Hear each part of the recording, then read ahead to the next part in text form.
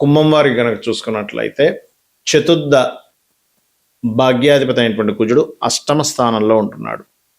శుక్రుడు దాని మీద కుజుడు దృష్టి ఉంటుంది. అంటే చతుర్థాధిపతి భాగ్యాధిపతి అయినటువంటి శుక్ర భగవానుడు మీ కుంభలగ్నానికి లేదా కుంభరాశికి అష్టమ స్థానంలో నీచంలో ఉంటూ తృతీయ దశమాధిపతి అయిన కుజుడు పంచమంలో ఉంటూ వీక్షిస్తున్నాడు. దీనివల్ల కలిగే ఫలితాలు, ఏ దేవతారాధన చేయాలి, ఎటువంటి విషయాల పట్ల మీకు బాగా కలిసి వస్తుంది. మరియు మీ పర్సనల్ చార్ట్లో కనుక ఏదైనా గ్రహం నీచంలో ఉన్నట్లయితే దానివల్ల కలిగేటువంటి ఫలితాలు అనేటువంటి అంశాలు చెప్తుంది. నేనైనప్పటికీ చెప్పిస్తుంది సాక్షాత్ లలితా అమ్మవారిగా భావిస్తూ ఆ లలితాంబిక అమ్మవారి యొక్క అనుగ్రహం మీకు పరిపూర్ణంగా కలగాలని మనస్ఫూర్తిగా కోరుకుంటూ, ఇక్కడ ఎప్పుడైతే ఈ కుంభం వారికి అష్టమంలో ఉంటున్నాడో, అది కూడా చతుర్థాధిపతి, ప్రప్రథమంగా మీరు వాహనం మీద వెళ్ళేటప్పుడు అది కాస్త జాగ్రత్తగా ఉండాలి. వాహనం మీద వెళ్ళేటప్పుడు తాతగారు ఆస్తి విషయంలోని కొన్నిసార్లు స్నేహితులే శత్రువులు అవ్వడం, ఇంతకాలం ప్రేమిస్తున్న వ్యక్తే సడన్గా రివర్స్ అవ్వడం జరుగుతూ ఉంటాయి. మరియు దీంతో పాటు 12వ భావంలో ఎప్పుడైతే 12th హౌస్ మీద గురువు యొక్క దృష్టి ఉందో, ఇదేంటంటే కొంచెం విదేశాలకు వెళ్ళడానికి అనుకూలిస్తుంది. ఎందుకంటే ఆకస్మిక సంఘటనలు, ఆకస్మికమైనటువంటి ప్రదేశంలో శుక్రుడు నీచబడి ఉన్నాడు కదా, ఇలాంటప్పుడు విదేశాలకి ఇంక రాదు, ఇంకా కుదరదు అనుకునే కేసెస్ కూడా మనకి పాజిటివ్ ఫలితాలు ఇస్తూ ఉంటాయి. బికాజ్ ఆఫ్ ఇక్కడ గురువు యొక్క ఉచ్చస్థానంలో ఉండేటువంటి గురువు 12వ భావాన్ని వీక్షిస్తున్నాడు కుంభం నుంచి. కాబట్టి కొంత సేవా సంబంధించిన వాటి వల్ల కలిసి రావడం ఇటువంటివి ఉన్నాయి. కాకపోతే మీరు శుక్రుడు వాహనానికి కారకుడు కాబట్టి వాహనాల మీద వెళ్ళేటప్పుడు చాలా జాగ్రత్తగా ఉండండి. అయితే ఇది ఆగస్టు 2 నుంచి ఉంటుంది. ఆగస్టు 2 వరకు ఎప్పుడైతే శుక్రుడు కేతువు కలిసి సప్తమ స్థానంలో ఉంటున్నాడో, ఇక్కడ వివాహ సంబంధించిన నిర్ణయాలు తీసుకోకూడదు ఆగస్టు 2 వరకు. దాని తర్వాత ఈ వాహన సంబంధించిన విషయాలు జాగ్రత్తగా ఉండాలి. కాకపోతే కొన్ని సేవలు మీరు చేసేటువంటి కొన్ని ఆలయాలకు వెళ్ళి చేసే సేవల వల్ల అనుకోండి, లేకపోతే కొన్ని ఆర్ఫన్ హౌజెస్కి, లేకపోతే కొన్ని హౌజెస్ ఉంటాయి, మనకి ఓల్డేజ్ హోమ్స్ ఉంటాయి, లేకపోతే అనాథాశ్రయం ఉంటుంది, అలాంటి వాటికి వెళ్ళి మీరు చేసే సేవలు ఆ యొక్క పుణ్యం అనేటువంటిది ఈ రకంగా మీకు కాపాడుతుంది. మనకి జన్మజాతకంలో ఒక గ్రహం నీచబడింది అనగానే వెంటనే భయపడ్డం కాదు. ఆ గ్రహం నీచబడి నీచభంగ రాజయోగాన్ని కూడా ఇస్తుంది, గుర్తుపెట్టుకోండి. అంటే ఇది ఎలా చూడాలి జన్మజాతకంలో?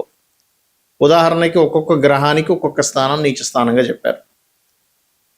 అదే గ్రహానికి ఆపోజిట్ సైన్లో ఉచ్చ స్థానంగా చెప్పారు. అంటే ఎలా అంటే ఇప్పుడు రవి ఉన్నాడు అనుకోండి, రవి తులలో నీచ, కానీ ఎగ్జాక్ట్లీ 7th హౌస్ మేషంలో ఉచ్చ స్థానం. అందులో మళ్ళీ పరమోచ్చ స్థానము అనేటువంటి కొన్ని డిగ్రీలు కూడా చెప్పారు. అయితే ఇక్కడ చంద్రుడు వృషభంలో ఉచ్చ అయితే వృశ్చికంలో నీచ, శుక్రుడు మీనంలో ఉచ్చ స్థానం అయితే కన్యా రాశిలో నీచ, అదే బుధుడికి కన్యా రాశిలో ఉచ్చ అయితే నీచ స్థానం అనేటువంటి మీనం అవుతుంది. మరియు ఈ శనికి చూడండి, అన్ని రవిశనులకి రెండింటికి ఆపోజిట్ అవుతుంది. చూడండి, మేషంలో నీచ అయితే అక్కడ రవికి ఉచ్చ అయింది కదా, మేషంలో నీచ అయితే శనికి తులారాశిలో ఉచ్చస్థానం అవుతుంది. అదే రకంగా గురువుకి కర్కాటకంలో ఉచ్చస్థానం అయితే మకరంలో నీచ. అంటే ఏమీ లేదు, ఇక్కడ ఆ నీచ స్థానాలకి కారకత్వాలకి మీరు కనుక కరెక్ట్గా అర్థం చేసుకుంటే, గురువు అంటే టీచర్, విద్యాస్థానంలో ఉచ్చ పొందుతాడు. అంటే టీచర్ ఎప్పుడు కూడా స్టూడెంట్స్కి నేర్పే విషయంలోనే, విద్యా సంబంధించిన విషయంలో ఎంత విద్య నేర్చుకుంటూ ఉంటే అంత గొప్ప గురువు అవుతాడని అర్థం. మరి ఇక్కడ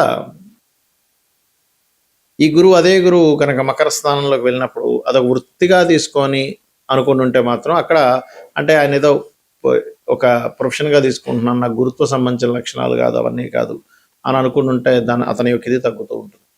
ఆ రకంగా ఒక్కొక్క గ్రహానికి, అంటే రాహుకేతులకి వృషభము అండ్ వృశ్చికం అవుతాయి ఉచ్చ స్థానాలు, అదే రివర్స్ అయితే నీచ స్థానాలు అవుతాయి. కుజుడికి మళ్ళీ అగైన్ కుజుడికి కర్కాటకం నీచ, మకరం ఉచ్చ.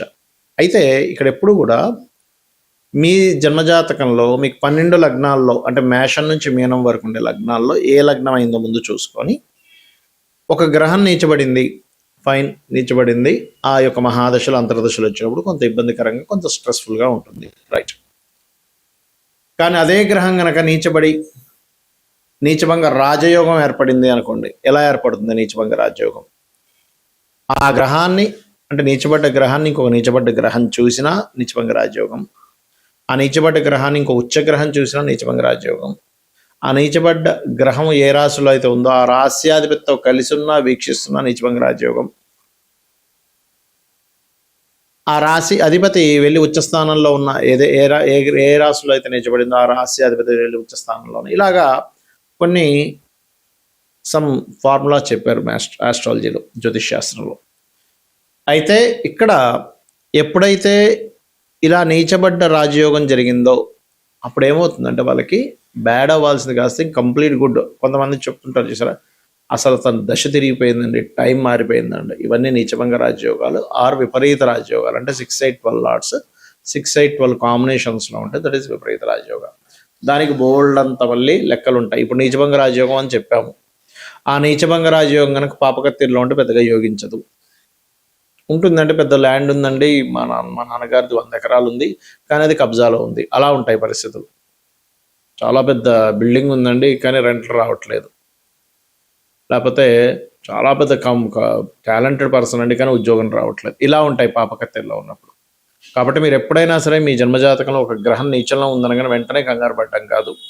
అది నిజంగానే నీచంలో ఉందా, నీచభంగ రాజయోగం ఏర్పడిందా? Point number 1. రెండో పాయింట్, ఆ నీచపడ్డ గ్రహం నీచభంగ రాజయోగం ఏర్పడలేదు, అసలు ఆ మహాదశ వచ్చిందా రాలేదా, లేదా చిన్నప్పుడు అయిపోయిందా, లేకపోతే ఎప్పుడో 90 ఏళ్ళకు 100 ఏళ్ళకు ఉందా, అది చెక్ చేసుకోవాలి. మూడో ముఖ్యమైన పాయింట్ ఏంటంటే అది ఏ కండిషన్లో ఉంది. నీచభంగ రాజయోగం ఉన్నా నీచంలో ఉన్నా, ఒక్కోసారి నీచంలో ఉన్న శుభకర్తెల్లో ఉంటే నీచ ఫలితాలు తగ్గిపోతాయి. ఒకవేళ ఉచ్చస్థానంలో ఉన్న పాపకత్తెరలో ఉంటే ఉచ్చ ఫలితాలు తగ్గిపోతాయి.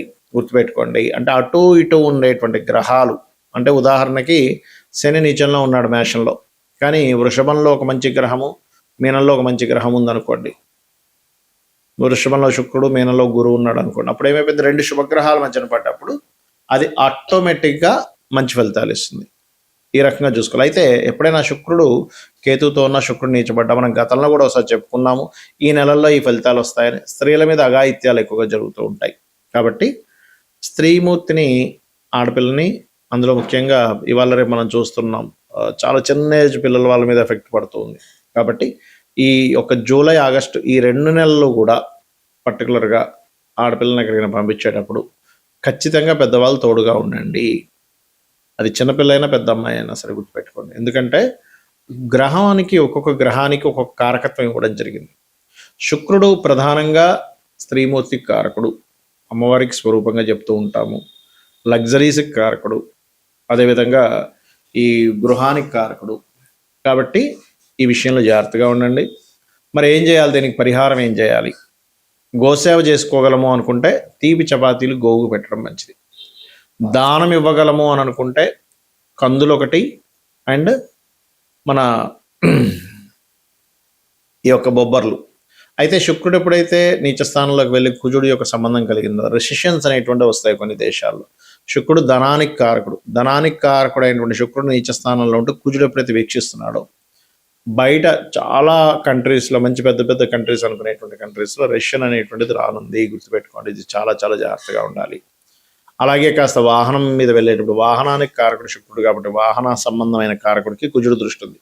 కాబట్టి గోచారంలో కాస్త వాహన ప్రమాదాలు ఎక్కువగా ఉంటుంటాయి.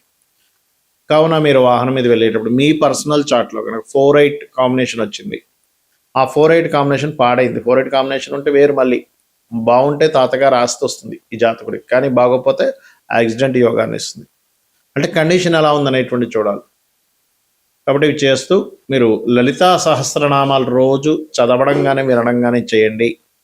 ఖచ్చితంగా ఎటువంటి ఇబ్బంది కలగకుండా మీకు బాగుండడం జరుగుతుంది. శ్రీమాత్రే నమః.